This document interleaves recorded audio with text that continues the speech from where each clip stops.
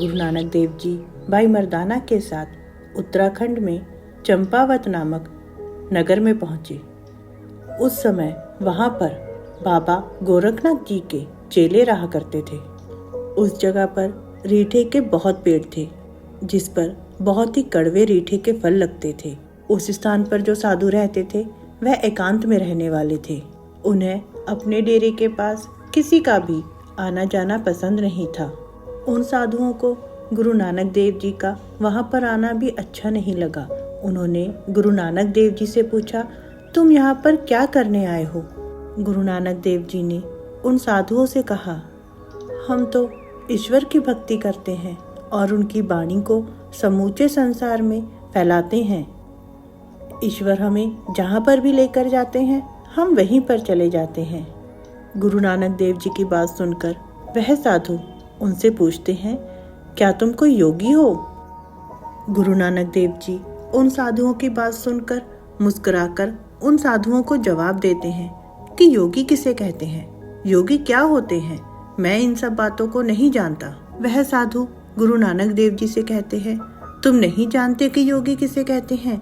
जो ईश्वर की भक्ति करते हैं, एकांत में रहकर तपस्या करते हैं, उनके पास अनेक प्रकार की अलौकिक शक्तियां होती हैं, उन्हें योगी कहते हैं। गुरु नानक देव जी उन साधुओं से कहते हैं, यह बात आप सब मानते हो, परंतु मैं ऐसा नहीं मानता। वह योगी गुरु नानक देव जी से कहते हैं, अगर तुम हमारी बात से सहमत नहीं हो तो तुम्हारी नज़र में योगी किसे कहते हैं? गुरु नानक देव जी उन साधुओं को जवाब देते हैं, अगर हम अपनी संसारिक जिम्मेदारियों को पूरा करके ईश्वर की भक्ति करते हैं उसे योगी कहते हैं। एकांत में रहकर ईश्वर की भक्ति करने वाले को मैं योगी नहीं मानता। बाहरी दिखावा, अलौकिक शक्तियों का प्रयोग कर ईश्वर की भक्ति करने वाले को योगी नहीं कहा जाता। इसी वार्तालाप के बीच भाई मर्दाना गुरु नानक देव जी से बोले, गुरु जी मुझे भूख लगी है, कुछ खाने का दिल कर रहा है। गुरु नानक देव जी भाई मर्दाना से कहते हैं, मर्दाने हम तो परदेसी हैं, दूर से आए हैं, हम तो योगी महाराज के मेहमान हैं, तुम इन्हीं से कुछ खाने के लिए क्यों नहीं कहते? भाई मर्दाना उन योगियों के पास जाकर उनसे कहते हैं, महापुरुषों हमें बहुत भूख लगी है, क्या आप हमें कुछ खाने के लिए दे सकते हैं? योगियों में बहुत अहंकार था। वह भाई मर्दाना से कहते हैं, अगर तुम्हारे गुरु इतने ही महान है तो वह बिना कहीं पर गए यहीं पर बैठकर खाने का प्रबंध क्यों नहीं कर लेते?